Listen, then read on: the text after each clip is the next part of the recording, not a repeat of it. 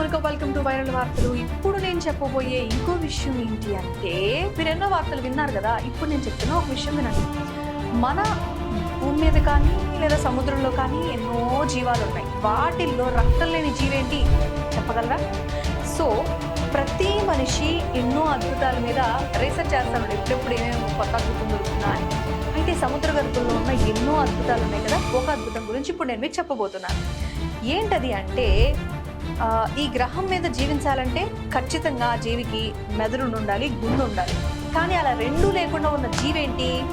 ఇప్పటికైనా మీరు గెస్ చేశారా? అదేనండి, స్టార్ ఫిష్. సో మీరు ఇప్పుడు చూస్తున్నారు కదా స్టార్ ఫిష్, చూసారు కదా. ఆ స్టార్ ఫిష్కి మెదడు ఉండదు, గుండె ఉండదు.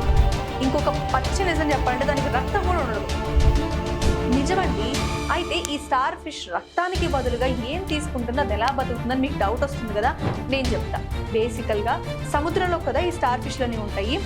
ఆ సముద్రంలో ఉన్న వాటర్ని శరీరంలో అలా పంపించి తన పోషకాలన్నీ తీసుకొని తిరిగి మళ్ళీ వాటర్ని బయటికి పంపించిందంట.